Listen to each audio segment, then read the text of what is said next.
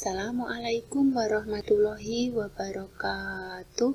Solih-solihah, tahukah kalian dengan adanya berbagai macam penemuan, maka membawa perubahan yang sangat luar biasa dalam kehidupan di masyarakat. Penemuan-penemuan tersebut diantaranya adalah penemuan listrik. Listrik ditemukan oleh Michael Faraday. Perubahan-perubahan yang terjadi setelah ditemukannya listrik dapat dilihat dari berbagai aspek. Mari kita mulai dari aspek sosial atau hubungan antar manusia. Sebelum ditemukannya listrik, komunikasi terbatas hanya pada tatap muka atau bertemu dan surat menyurat. Informasi terbatas pada media cetak seperti koran. Setelah ditemukannya listrik, komunikasi dilakukan secara jarak jauh dengan begitu mudah. Informasi mudah didapatkan melalui televisi, radio, dan internet. Dilihat dari aspek ekonomi atau jual beli. Dahulu sebelum ditemukan listrik, sistem jual beli hanya menggunakan barter dan uang tunai. Pasar terbatas pada pasar tradisional. Kegiatan jual beli terjadi pada waktu siang hari saja. Setelah ditemukan listrik, sistem jual beli bisa menggunakan uang elektronik seperti kartu kredit dan transfer. Jual beli dapat terjadi secara online atau daring, dan kegiatan jual beli berlangsung selama 24 jam, siang hingga malam. Dilihat dari aspek pendidikan.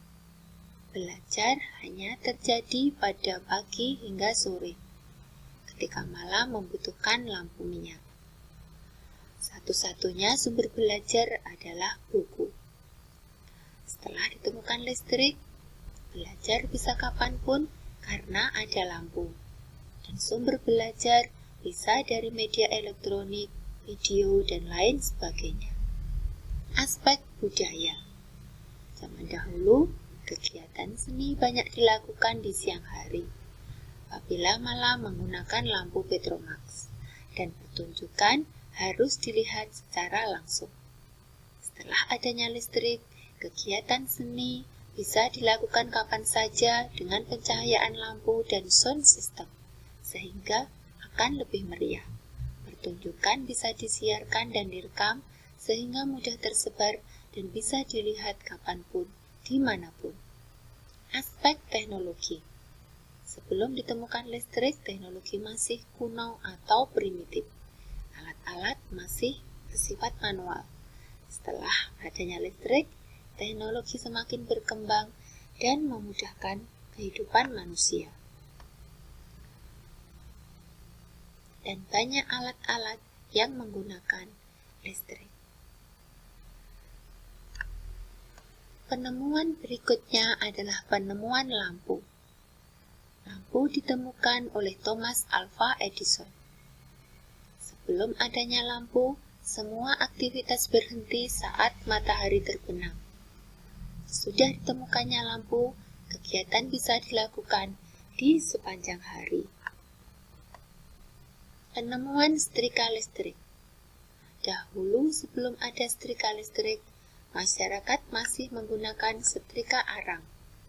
Kini setelah adanya setrika listrik, masyarakat lebih mudah dalam menyetrika pakaian. Penemuan kompor gas. Sebelum ada kompor gas, masyarakat masih menggunakan kompor minyak tanah atau tungku kayu. Setelah ada kompor gas, memasak lebih cepat dan tidak meninggalkan jelaga atau bekas hitam pada alat memasak. Penemuan komputer. Komputer ditemukan oleh Charles Babbage. Sebelum adanya komputer, masih menggunakan mesin ketik manual yang lama, tombolnya keras, berbunyi nyaring, dan tidak bisa menghapus tulisan. Setelah adanya komputer, bekerja lebih cepat, tombol nyaman, tidak berbunyi nyaring, dan bila ada kesalahan bisa diedit. Penemuan roda.